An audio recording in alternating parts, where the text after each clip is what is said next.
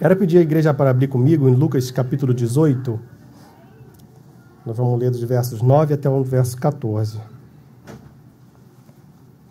Evangelho de Lucas, capítulo 18, 9 até o 14.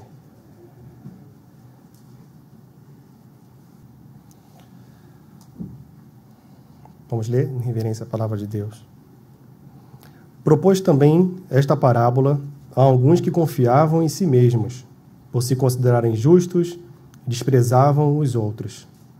2 homens subiram ao templo com o propósito de orar, um fariseu e o outro publicano. O fariseu, posto em pé, orava de si para si mesmo desta forma: Ó Deus, graças te dou, porque não sou como os demais homens, roubadores, injustos e adúlteros, nem ainda como este publicano. Jejuo 2 vezes por semana e dou o dízimo de tudo quanto ganho. O publicano, estando em pé, longe, não ousava nem ainda levantar os olhos ao céu, mas batia no peito, dizendo: Ó Deus, sê propício a mim, pecador. Digo-vos que este desceu justificado para a sua casa, e não aquele, porque todo o que se exalta será humilhado, mas o que se humilha será exaltado. Amém. Feche os seus olhos, vamos orar ao Senhor mais uma vez. Ó Pai, a Tua palavra, que é viva e eficaz, foi lida aqui, Senhor. Nós nos colocamos completamente dependentes do Senhor para entender, ó Pai, o que o Senhor quer dizer, o que o Senhor quer trazer para nós nesta manhã. Abra, Senhor, o coração de todos nós, abre o nosso entendimento. Leve, Senhor, esta palavra para o nosso coração, Pai, para que possa ser traduzida em mudança de vida, para a glória do Teu nome e para o louvor da Tua graça. Em nome de Jesus. Amém.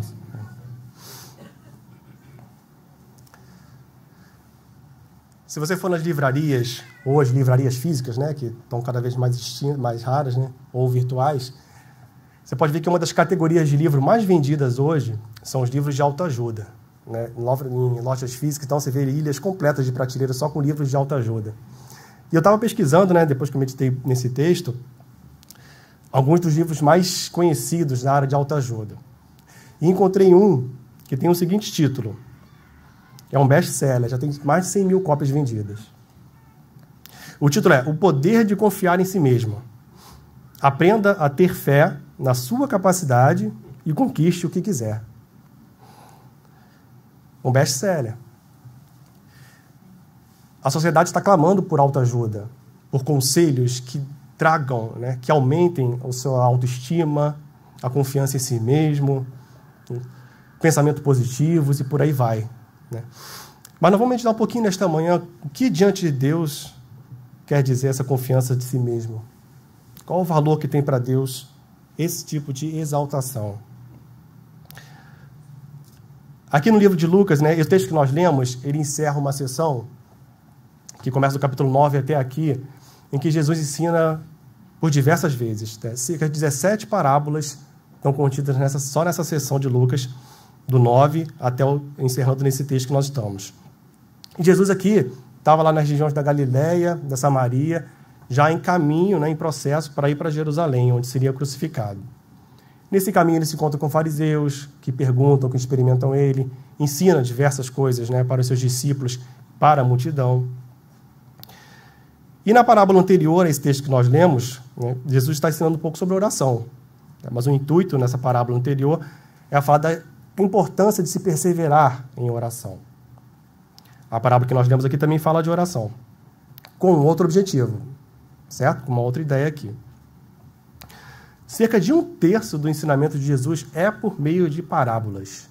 O que vem ser uma parábola, exatamente? A parábola nada mais é do que um recurso de ensino, um recurso didático.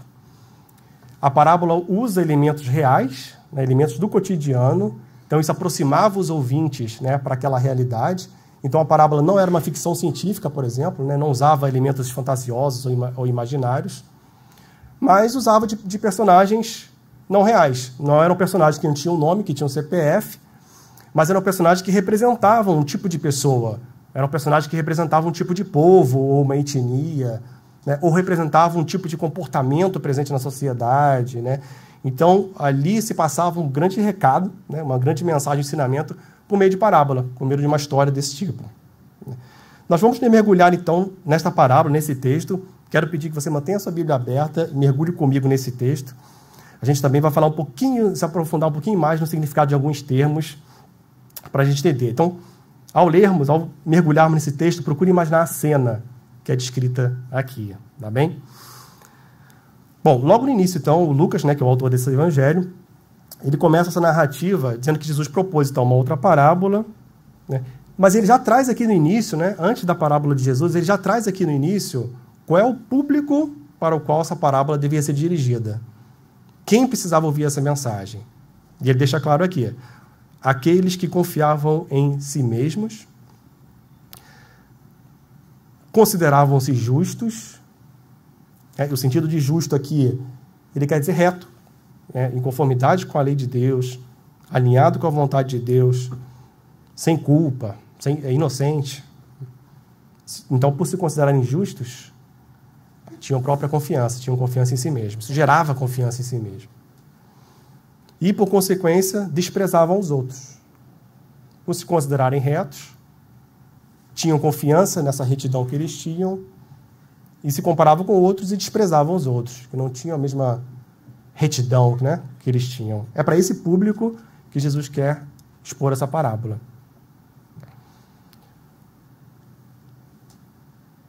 E assim Jesus inicia a parábola propriamente dita, logo apresentando seus dois personagens principais aqui da parábola. Verso 10. 2 homens subiram ao templo com o propósito de orar. Um fariseu e o outro publicano. A seita dos fariseus, meus irmãos, era a seita mais conhecida na época do judaísmo. E muito conhecidas por serem conhecedores exímios da lei de Moisés, da lei escrita, e por obedecerem à lei. Mas não só a lei de Moisés, também a lei oral, como assim nós dizemos, as tradições. Por que lei oral? Porque eram passadas de gerações a gerações, desde da volta do exílio.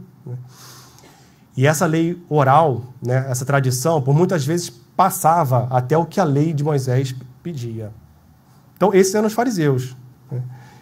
Nem todos os fariseus eram hipócritas, como a gente ouve muito falar aqui nos evangelhos. Alguns eram até piedosos. A gente tem um exemplo de Nicodemos, que é relatado no Evangelho de João, era considerado um fariseu piedoso. Mas uma boa parte era extremista.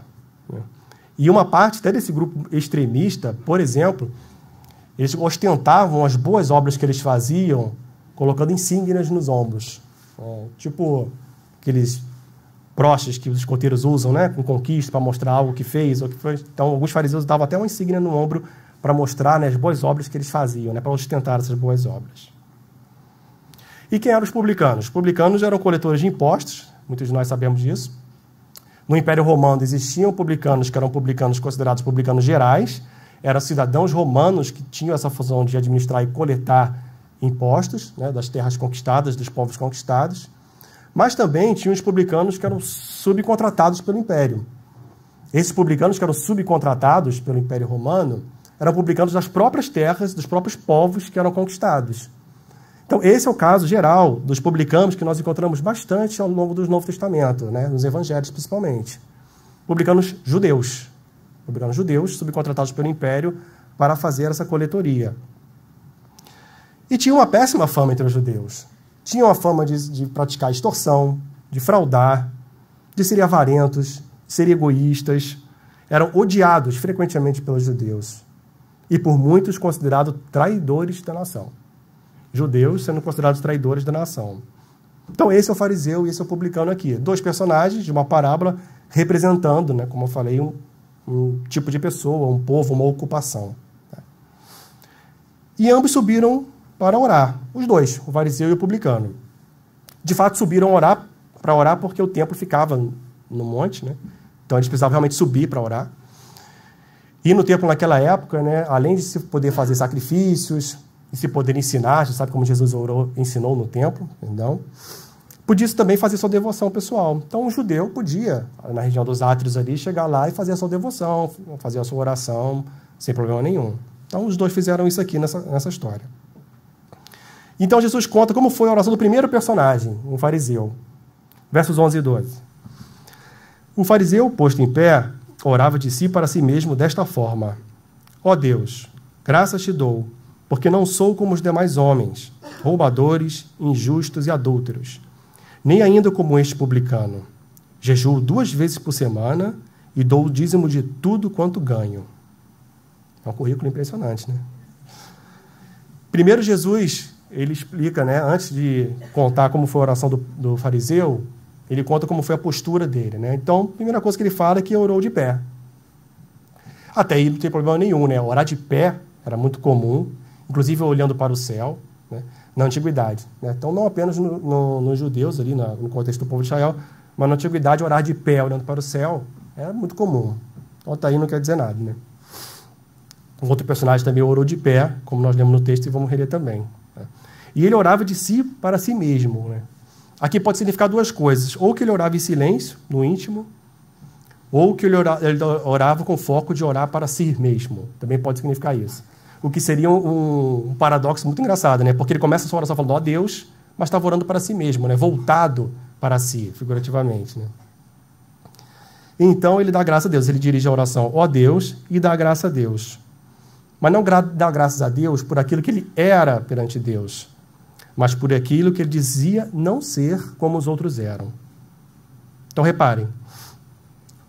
Graças a Deus porque não sou como os demais homens, roubadores, injustos, adúlteros, todos pecados muito conhecidos, né, muito evidentes, né?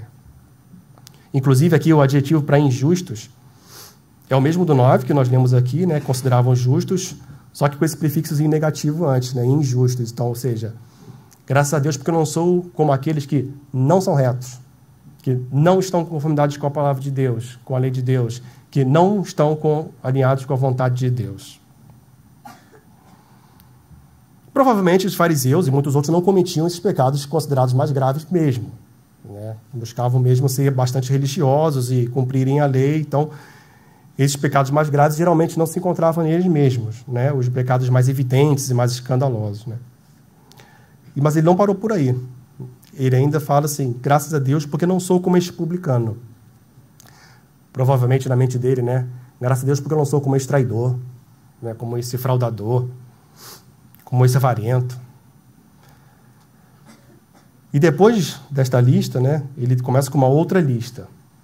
Dessa vez não comparando com os outros, não sendo o que os outros são, mas ele apresenta diante de Deus uma lista daquilo que ele fazia. Graças a Deus, Senhor, porque eu jejuo 2 vezes por semana e dou o dízimo de tudo quanto ganho. São 2 das principais tradições dos fariseus e dos judeus religiosos: o jejum e o dízimo. O jejum, eles costumavam praticar 2 vezes por semana e sem água, em jejum total. É muito acima do que a lei pedia, né? Que a lei, segundo Levítico, exigia ao menos um jejum por ano, né? E eles faziam 2 por semana. E o dízimo, eles eram tão precavidos em dar o dízimo que, por exemplo, o fariseu, quando ia comprar um alimento e não sabia se o dízimo daquele alimento havia sido dado, eles, por precaução, davam o dízimo do valor daquela compra do alimento, para garantir que tudo que comiam ou da sua renda era entregue a Deus por meio do dízimo, por meio dos 10%. Então, excediam o que era prescrito na lei, na tradição. E ele sim encerra a sua oração. É ou não é um currículo impressionante? Imagina você sendo um empregador aqui, ou um empresário, um candidato como esse aqui. Não rouba, não frauda, não é desonesto, trabalha até tarde, faz hora extra, entrega tudo antes do prazo. A gente certamente contrataria um candidato como esse, né? Impecável. Mas eu quero deixar uma última observação ainda sobre a oração do fariseu. Veja quantos a gente encontra na oração aqui de forma implícita. Graças eu te dou, porque eu não sou como os demais homens, nem ainda como este publicano, eu jejuo 2 vezes por semana, eu dou o dízimo de tudo. Eu. Bom, em seguida, Jesus então relata a oração do segundo personagem, o publicano, que, diga-se de passagem, também tinha um seu currículo. Os publicanos não eram, digamos assim, ignorantes, né, da sociedade. Eram homens letrados, precisavam conhecer números, precisavam conhecer contabilidade, também tinham o seu currículo. Verso 13. O publicano, estando em pé, longe, não ousava nem ainda levantar os olhos ao céu, mas batia no peito, dizendo: ó Deus, sê propício a mim, pecador.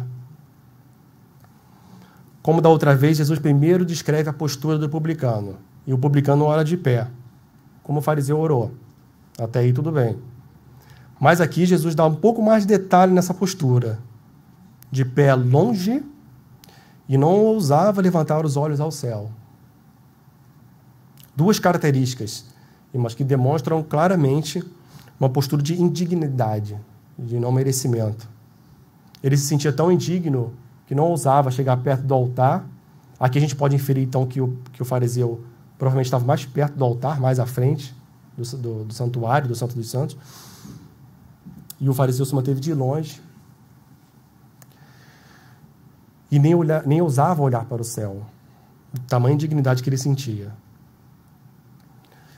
E orava, como aqui Jesus descreve na parábola, batendo no peito. E o verbo bater aqui, ele é encontrado por diversas vezes no Novo Testamento. Significa bater mesmo. Pode significar atacar, pode também, é usado também para mostrar, infligir uma punição a alguém. Então a gente encontra esse verbo aqui no original, por exemplo, em castigar ou infligir um escravo. Ou quando bateram na cabeça de Jesus, é esse termo. Ou também para mostrar uma expressão de lamento. Então o próprio Lucas, por exemplo, na crucificação de Jesus, mostra que algumas pessoas que estavam diante de Cristo crucificado batiam no peito lamentando. Então não era um tapinha leve, não era só uma mão no coração, não. Bater mesmo, bater mesmo. E a sua oração é bem simples. Ó Deus, sê propício a mim, pecador. E ponto, só isso. O propício aqui pode significar: seja misericordioso. Tem misericórdia de mim, Senhor. Mas aqui foi bem traduzido, propício. Eu procurei esse verbo, ele só tem uma outra vez no Novo Testamento também, que está em Hebreus 2,17, que fala que Jesus Cristo tornou semelhança de nós, se tornou sumo sacerdote para fazer propiciação pelos nossos pecados. Esse termo só aparece as duas vezes no Novo Testamento. Propiciação, como a gente vai falar um pouquinho mais para frente, é satisfazer a ira de Deus, aplacar a ira de Deus. Então, quando o publicano orou, ser propício a mim, pecador, é como se ele estivesse dizendo: seja misericordioso, aplacando a ira de Deus por mim, pecador. Seja misericordioso, satisfazendo essa ira de Deus que era devida a mim, pecador. Não houve qualquer listagem do que ele não era, não houve qualquer comparação com outra pessoa, não houve uma lista das coisas que ele praticava, não houve. Houve apenas uma expressão do que ele era, com convicção, um pecador. E o último verso do nosso texto traz uma conclusão de Jesus para essa parábola. Parteado aqui do verso 14. Digo-vos que este desceu justificado para a sua casa e não aquele. Então este, mais próximo ali da narrativa, mais para o final, o publicano, foi justificado. Aquele, primeiro o fariseu, não foi justificado. Justificado é um termo que significa declarado justo. Ele tem a mesma raiz do termo justo também, do verso 9, né, do adjetivo justo ali, ser considerado justo. Mas aqui ele quer dizer ser declarado justo. Então, primeiro, aquele se considerava justo. Este foi declarado justo. Na teologia, a gente costuma dizer que justificado ou justificação é um termo forense, é um termo legal. Alguém ser declarado justo por uma autoridade judiciária competente para declarar alguém justo. Esse verbo, né, muitos de nós conhecemos, é muito usado, o verbo justificar ou a palavra justificação, por Paulo nas suas cartas, né? Só em Romanos, por exemplo, ele usa por 15 vezes o verbo justificado. E tal como Paulo, Lucas também usa no seu evangelho, por algumas vezes, o termo justificado. E não é para menos, porque Lucas conviveu com Paulo. Lucas viveu no ministério de Paulo, uma boa parte do seu ministério, como missionário, ao lado dele. Então ele aprendeu muito esse significado com o próprio Paulo. Só que muitas vezes aqui no Evangelho de Lucas, o justificado não tem esse significado que nós estamos falando aqui. Mas, né, analisando o contexto desse texto aqui, né, e de acordo com muitos estudiosos e comentaristas também, esse termo aqui tem sim esse significado, para mostrar a condição espiritual de um homem perante Deus. Então, embora muitos se considerassem justos, como Lucas falou sobre os ouvintes, representados pelo fariseu, Jesus considerou o publicano como justo. E ele tem competência para fazer isso, porque é o Filho de Deus. Esse veredito que Jesus deu aqui, para a gente não parece ser muito escandaloso, para a gente não parece ser muito surpreendente, porque a gente está acostumado a ouvir esse texto aqui, essa palavra. Mas imagine para a época uma sentença desse tipo. O religioso, o exímio na lei, não está justificado. O traidor, o que pratica extorsão, o avarento, está justificado. Um escândalo imenso para aquela época e para aquele contexto.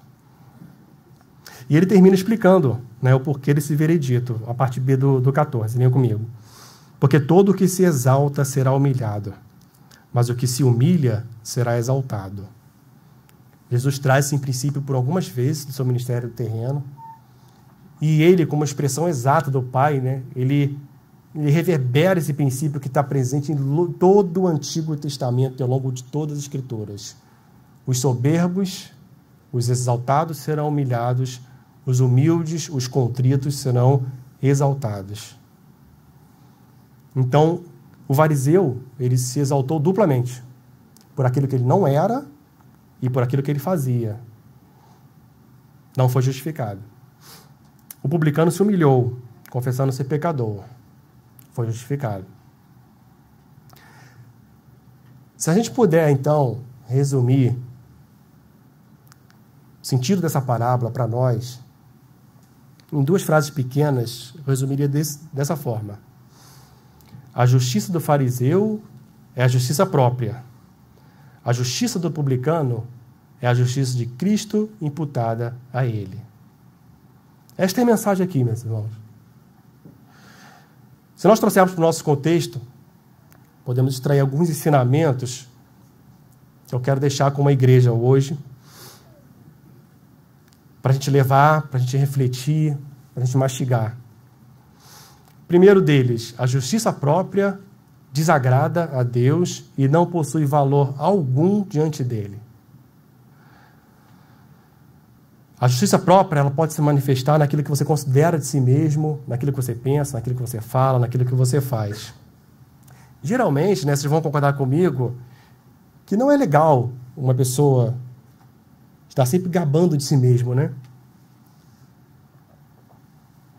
Imagina aquele que está sempre falando que é bom nisso, ou que é bom naquilo, ou se exaltando pelos bens que possui, pelo carro que possui, pela casa que possui, pelo emprego que possui, pelo status que tem. É chato uma pessoa dessa. Toda hora falando toda hora que ela é boa, que ela merece isso ou aquilo, que é boa e tem isso e tem aquilo, ou até se comparando com outros, né? Uma pessoa como essa geralmente é chata. Geralmente a gente não quer conviver com essa pessoa. Mas a justiça própria, a confiança em si mesmo, ela geralmente não é expressa verbalmente. Ela geralmente é expressa por meio de atitudes e comportamentos. Ela é expressa, muitas vezes, pela intenção do coração. A gente não vê, mas a intenção do coração, pelo qual, que nos motiva a fazer algo, ou comportamento ou atitudes que se refletem por conta disso, podem denunciar essa justiça própria ou essa confiança em si mesma. Por outro lado, a autoconfiança ela é celebrada no mundo, e principalmente no mundo corporativo, né? Como eu falei, os livros de autoajuda estão em alta. Então, confiar em si mesmo, né? Seja o top 10, seja o melhor no que você faz, né? Como ter sucesso, como ser destaque, né? Então, não basta nem ser bom, ser o melhor, né? Você ainda precisa mostrar para os outros que você é bom, que você é melhor, né? Então, o marketing pessoal, né, que está muito em alta hoje em dia, é celebrado, é incentivado. A propaganda sobre si mesmo, né? A tal ponto, né, vocês vão concordar comigo, que às vezes a pessoa faz propaganda de si mesma até mesmo do que ela não é, ou daquilo que ela não faz. Porém, todo esse marketing pessoal, toda essa propaganda, toda essa autoconfiança, tudo aquilo que nós fazemos diante de Deus não tem qualquer mérito. Não significa para Deus nada. Absolutamente nada. Mesmo as nossas melhores obras, mesmo a nossa piedade, daquilo que fazemos de bom, não pode trazer para nós qualquer confiança, qualquer sensação de crédito diante de Deus. As Escrituras testemunham, Isaías 64:6, por exemplo, diz: "Mas todos nós somos como imundo, e todas as nossas justiças como o trapo da imundícia. Todos nós murchamos como a folha, e as nossas iniquidades como um vento nos arrebatam." Vejam, todas as nossas justiças diante de Deus são como um trapo de imundícia. Não tem nada que a gente já pode apresentar diante de Deus. Nada. Nem para dar crédito, para dar mérito diante de Deus. Se você tiver com a sua Bíblia e puder abrir comigo no livro de Filipenses, capítulo 3, nós vamos ver um exemplo, um ótimo exemplo, de um servo de Deus que tinha um grande currículo e, diga-se de passagem, também era fariseu. Filipenses, capítulo 3, 4 ao 8.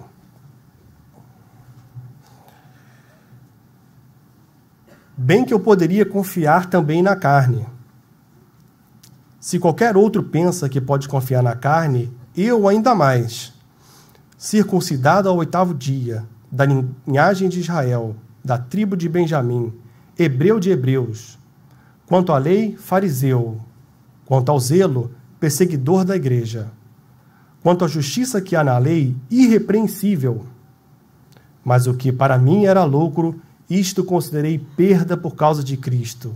Sim, deveras considero tudo como perda, por causa da sublimidade do conhecimento de Cristo Jesus, meu Senhor, por amor do qual perdi todas as coisas e as considero como refúgio para ganhar a Cristo." Paulo tinha um currículo impressionante, né? Criado, educado aos pés de Gamaliel, conhecia a lei, era dedicado. E o que ele considera o currículo dele diante da sublimidade de Cristo? Lixo. Lixo. A religiosidade vazia, então, mesmo feita com bastante dedicação, com bastante empenho, sem humildade, com soberba, com um coração se achando merecedor, é um obstáculo para o arrependimento. É interessante a gente notar que os publicanos, na narrativa dos evangelhos, eram mais sensíveis ao chamado do arrependimento do que os mais religiosos, fariseus, por exemplo, e mestres da lei. A gente vê Jesus comendo com publicanos, um dos 12 discípulos era publicano. Vejam como a religiosidade pode ser mais impeditiva do que uma vida de pecado. Esse é o primeiro ensinamento. A justiça própria desagrada a Deus e não possui valor algum diante dele. Um segundo ensinamento para nós hoje. O reconhecimento dos pecados e arrependimento sincero tem grande valor para Deus e é o caminho para a reconciliação e comunhão com Ele. Esta é uma afirmação que nós devemos dizer sim, com convicção, sem dúvida, sem pestanejar, de que nós somos pecadores. A plena convicção de que nós não podemos agradar a Deus, que nós somos indignos, que nós somos imerecedores, que nós dependemos completamente da graça dele, da sua benignidade. Isso sim tem valor diante de Deus. Buscar o verdadeiro arrependimento e contrição tem valor diante de Deus. Aquele que não conhece o nosso Senhor, Salvador, não respondeu ao seu chamado, precisa passar pela confissão e arrependimento dos pecados. Não há caminho para a salvação sem o arrependimento. E mesmo para aqueles que são cristãos, foram regenerados, se converteram, precisam manter esta dependência diante de Deus. De que, embora todos os pecados foram lavados e remidos pelo sangue do Cordeiro, ainda convive com a natureza pecaminosa. Paulo disse na carta ao Timóteo: Cristo Jesus veio ao mundo para salvar os pecadores, dos quais eu sou o principal. Então Jesus não veio salvar aqueles que acham que não precisam, que acham que estão bem diante de Deus, com essa situação estável, sob controle, fazendo coisas boas. Para isso Jesus não veio. Jesus veio para os doentes, como ele mesmo falou, para aqueles que se consideram e têm a plena certeza de que são pecadores. Mas muitas vezes, meus irmãos, a falta do senso da presença de Deus, a falta da santidade de Deus, ou mesmo esquecimento com o tempo de a quem nós temos ofendido, vai desviando, vai esfriando, vai deixando de lado a necessidade da confissão. A gente tem aquela passagem muito bela, né, do Isaías capítulo 6, quando Isaías tem aquela visão, o profeta Isaías, do trono de Deus e se achega diante da presença de Deus. O que Isaías afirma? Ai de mim, estou perdido. Eu sou um homem de lábios impuros e habito no povo de impuros lábios. Um servo de Deus, chamado para proclamar os oráculos de Deus, ao se aproximar da santidade de Deus, imediatamente se desespera pela sua condição. E quem somos nós para acharmos que nós não precisamos ter plena ciência de quem nós somos, né? E aquele que se apresenta diante de Deus com essa convicção dos seus pecados e busca o arrependimento, deve crer que Ele pode perdoar.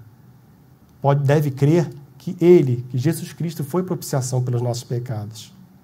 Isso deve ser buscado por meio de oração. Por isso nós devemos orar. O Catecismo Maior de Westminster, ele dá uma sugestão de como nós devemos orar, com que postura nós devemos orar. Eu achei bacana e queria compartilhar com a igreja. Então a pergunta é: como devemos orar? A resposta: devemos orar com solene apreensão da majestade de Deus e profunda convicção de nossa própria indignidade, necessidades e pecados, com corações penitentes, gratos e francos, com entendimento, fé, sinceridade, fervor, amor e perseverança, esperando nele com humilde submissão à sua vontade. Uma postura de arrependimento e contrição agradam a Deus. A gente tem diversas passagens nas Escrituras, a gente poderia passar um dia inteiro aqui só mostrando quantas referências mostram como Deus se agrada. Vou trazer alguns bem breves aqui, rapidamente, que eu particularmente gosto demais. Uma, por exemplo, é Davi. Davi, quando escreveu o Salmo 51, que é muito conhecido por nós como modelo de confissão e arrependimento, depois de ter pecado, de cometido adultério, na conclusão do Salmo, ele diz: pois não te comprazes em sacrifícios, do contrário, eu te os daria. E não te agrada os holocaustos. Sacrifícios agradáveis a Deus são um espírito quebrantado, coração compungido e contrito, não desprezarás, ó Deus. O Antigo Testamento é muito claro em mostrar isso, que Deus nunca se agradou de sacrifícios vazios, de religiosidade vazia, o que era chamado como culto idólatra, ou culto hipócrita. O próprio Salmo anterior ao 51 fala isso. Ele sempre esperou um coração circuncidado. Outras duas referências que eu gosto de trazer é do profeta Isaías novamente. E olha, se vocês querem se aprofundar no conhecimento de Deus, nos atributos de Deus, mergulhe no profeta Isaías. Lá nós vemos um Deus de juízo e de misericórdia. Um Deus que abate os orgulhosos e que exalta os humildes. No capítulo 57, verso 15, diz assim: porque assim diz o alto, o sublime, que habita a eternidade, o qual tem o nome de santo. Habito no alto e santo lugar, mas habito também com um contrito e abatido de espírito, para vivificar o espírito dos abatidos e vivificar o coração dos contritos. Este é o Deus em que nós cremos. Sublime, poderoso, onipotente, onipresente, onisciente, habita na eternidade e habita no coração contrito e quebrantado. É impressionante esse Deus. Um outro verso, capítulo 66, versos 1 e 2. Assim diz o Senhor, o céu é o meu trono e a terra o estrado dos meus pés. Que casa me edificareis vós? E qual é o lugar do meu repouso? Porque a minha mão fez todas estas coisas e todas vieram a existir, diz o Senhor. Mas o homem para quem olharei é este, o aflito e abatido de espírito e que treme da minha palavra. O reconhecimento dos pecados e arrependimento sincero tem grande valor para Deus e é o caminho para a reconciliação e comunhão com Ele. Vejam, eu falo isso com bastante temor.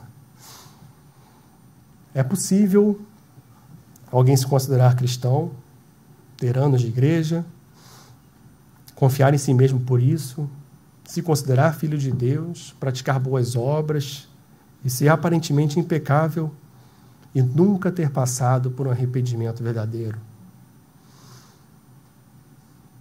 Terceiro ensinamento e último. O autor desta parábola é também o autor da vida e somente por meio dele há justificação. Ninguém pode se tornar justo por conta própria. Absolutamente ninguém. Ninguém pode se transformar justo. Se considerar justo diante de Deus. Até porque o único justo perfeito que viveu foi Jesus Cristo. Mas a justificação, porém, ou seja, ser considerado justo, ser declarado justo, é possível. É possível. E esse caminho não passa por boas atitudes, por bom comportamento, por frequentar a igreja, e nem mesmo, vejam bem, nem mesmo por um simples reconhecimento dos seus pecados. Muito cuidado com evangelhos que nós vemos por aí que são moralistas, que são legalistas, que pregam que você alcança favor diante de Deus por aquilo que você faz. A justificação, como testemunho das Escrituras, é somente pela fé em Jesus Cristo. O perfeito e justo Filho de Deus morreu na cruz por nós e se tornou propiciação pelos nossos pecados. O único capaz, o único que podia fazer isso. Que podia aplacar e satisfazer a ira de Deus ali na cruz.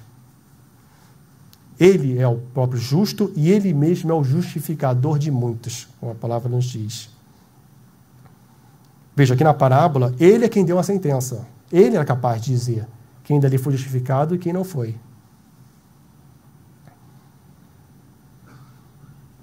E foi assim que Deus manifestou a sua justiça. Ele podia ter condenado toda a humanidade por causa dos seus pecados e seria perfeitamente justo em fazer isso.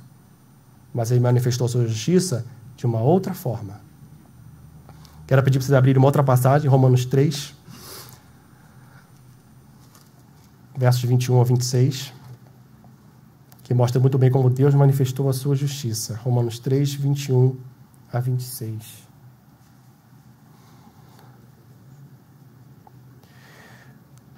Mas agora, sem lei, se manifestou a justiça de Deus, testemunhada pela lei e pelos profetas. Justiça de Deus mediante a fé em Jesus Cristo, para todos e sobre todos os que creem. Porque não há distinção, pois todos pecaram e carecem da glória de Deus, sendo justificados gratuitamente por sua graça, mediante a redenção que há em Cristo Jesus, a quem Deus propôs no seu sangue como propiciação, mediante a fé, para manifestar a sua justiça, por ter Deus, na sua tolerância, deixado impunes os pecados anteriormente cometidos, tendo em vista a manifestação da sua justiça no tempo presente, para ele mesmo ser o justo e o justificador daquele que tem fé em Jesus. Isso é o Evangelho. Ninguém pode ser justo. Não há um justo sequer. Mas pode ser declarado justo se crer no Senhor Jesus Cristo e se arrepender dos seus pecados. E essa é a total diferença entre as duas justiças que nós estamos lendo aqui. A justiça do que confia em si mesmo, naquilo que considera ser ou naquilo que faz, é a justiça própria. Mas ao que responde ao chamado do Espírito de Deus com arrependimento e fé, recebe a justiça de Cristo, a sua perfeita obediência imputada a ele. E só quem se considera injusto, só aquele que tem essa plena convicção de que é injusto, de que não tem nada para apresentar diante de Deus, pode ser justificado. John Owen, um dos principais puritanos do século XVII, ele escreveu uma obra inteira sobre justificação. Eu trouxe um pequeno extrato para mostrar para vocês aqui. E há pouca esperança de fazer tais homens darem valor à justiça de Cristo como algo imputado a eles, pois não estão nada familiarizados com a injustiça inerente a eles. Enquanto os homens não se conhecerem melhor, não terão quase nenhum interesse em conhecer a Cristo. Aqueles que sentem um peso no coração por causa do pecado e clamam: o que faremos para sermos salvos? Entenderão o que temos a dizer. Ou seja, para nós entendermos a necessidade de justificação,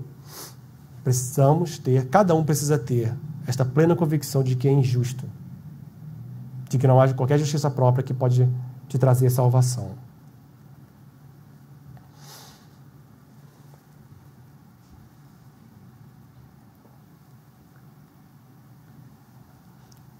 Eu quero me dirigir a você, então, com bastante amor e trazer algumas reflexões. Você tem confiado em si mesmo? Como a gente falou, geralmente a autoconfiança ela não é verbalizada ou contada para os outros. Ela manifesta em comportamentos, ela manifesta a intenção e motivação do coração. Você confia no seu próprio caráter? Você se considera uma pessoa boa e merecedora? Talvez você tenha uma boa confiança em si mesmo porque não comete pecados graves ou mais evidentes, como nós falamos aqui. E ignora aqueles pecados mais sutis e mais ocultos, né? Você pode também se apoiar muito no seu conhecimento bíblico, conhecimento teológico, no seu tempo de igreja, nos anos que você tem de convertido. Você também pode se exaltar intimamente pelas obras de misericórdia que você faz, de socorro, de ajudar os outros. E isso pode te dar uma posição diante de Deus. Você pode pensar isso. Ou por uma ocupação ministerial na igreja, ou pela função que exerce na igreja. Ou mesmo pela sua própria prática de piedade. De como você lê a Bíblia todos os dias, de como você ora todos os dias, sem falhar, diariamente. Sutilmente, essa coisa pode encher o seu coração também e lhe dar algum senso de crédito. Mas lembre-se que absolutamente nada disso, por si só, embora tenham que ser feitas e precisam ser feitas, pode te dar algum mérito diante de Deus. Nós temos que ter muito cuidado, eu e você, de termos o coração exaltado por aquilo de bom que a gente faz, que pratica. Então, examine seu coração por tudo aquilo que você faz diante de Deus e mantenha sempre o senso de dependência dele. Não deixe seu coração, muito cuidado, te trazer essa confiança própria, essa justiça própria. Como está a sua vida de oração? Você tem orado com frequência ao Senhor e a Deus? Se você não tem orado, procure orar com mais frequência. A oração é um meio de graça, por meio do qual nós podemos nos relacionar com Deus, nos aproximar dele. E inclua nessa oração um momento de confissão, de arrependimento. Nosso próprio Senhor, na oração modelo do Pai Nosso, inclui isso no modelo de oração. Perdoa as nossas dívidas, assim como nós temos perdoado aos nossos devedores. Então aproveite o momento de oração também para ter um momento, antes de sair pedindo a Deus, né, um monte de coisas, as suas necessidades, de exame do seu próprio coração. E orar como salmista, por exemplo, no Salmo 139, sonda-me, ó Deus, e conhece o meu coração. Prova-me e conhece meus pensamentos. Vê se há em mim algum caminho mau e guia-me pelo caminho eterno. Uma prática constante, frequente, de confissão, de arrependimento dos pecados, é uma faxina para a nossa alma. Desprezar isso ao longo da nossa caminhada, ao longo da nossa vida cristã, pode gradativamente cauterizar a nossa consciência.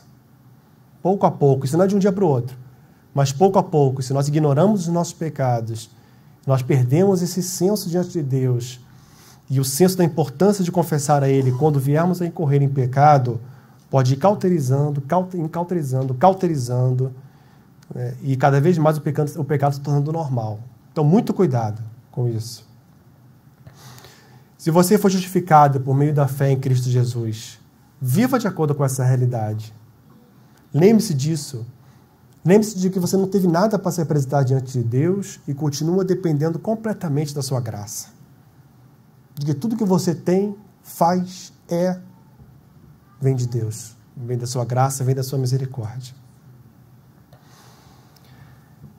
E se você que está ouvindo aqui esta palavra, provavelmente ainda não tenha respondido ao chamado do Evangelho, com fé em Jesus Cristo, com arrependimento, eu preciso dizer a você que você não pode se justificar a si mesmo. Somente Cristo pode justificar você. Então não confie no seu currículo, não confie nas suas boas ações, não confie na sua vida estável, aparentemente estável, ou pense que não precisa de salvação. Você não pode viver sua vida sozinho, independente. Não pense que você é autossuficiente, que não precisa de Deus. Não. Como nós dizemos, a Bíblia diz, não há um justo sequer. É preciso que você reconheça também os seus pecados. Confesse diante de Deus os seus pecados. Busque esse arrependimento. E creia que só Deus pode te salvar, que só Jesus Cristo pode perdoar os seus pecados e remir você completamente por meio do seu sangue. Amém? Deus abençoe a todos. Vamos orar. Ó Senhor Deus, nosso Pai, sonda, Senhor, o nosso coração. Mostra-nos, Senhor, se por algum motivo nós temos confiado em nós mesmos, naquilo que fazemos, naquilo que pensamos ser diante do Senhor. Ajuda-nos, ó Deus, a viver sempre de maneira completamente dependente de Ti, da Tua graça. Ajuda-nos, Senhor, a lembrar que não podemos apresentar nada diante do Senhor e ganhar nenhum mérito diante de Ti, Senhor. Obrigado, Senhor, não temos palavras para agradecer. Obrigado pela justificação por meio de Cristo Jesus, nosso Senhor, nosso Salvador, que entregou a sua vida por nós, pecadores.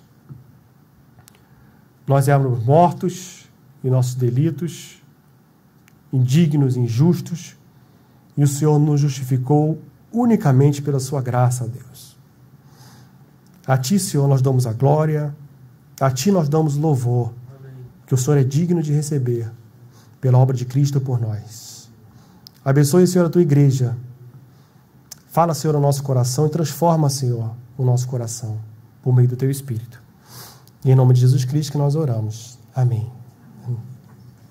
Tudo que tens feito, por tudo que vais fazer, por Tuas promessas e tudo que és, eu quero Te agradecer com todo o meu ser. Te agradeço, meu Senhor. Te agradeço, meu Senhor.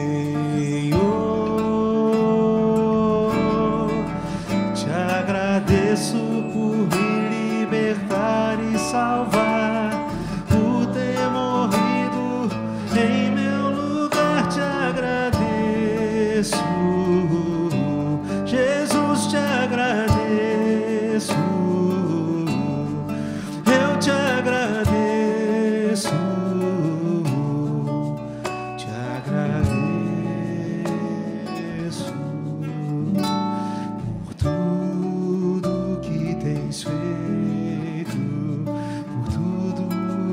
vais fazer, por tuas promessas e tudo que és. Eu quero te agradecer com todo o meu ser. E aí? Te agradeço, Deus Senhor. Te agradeço, Deus Senhor.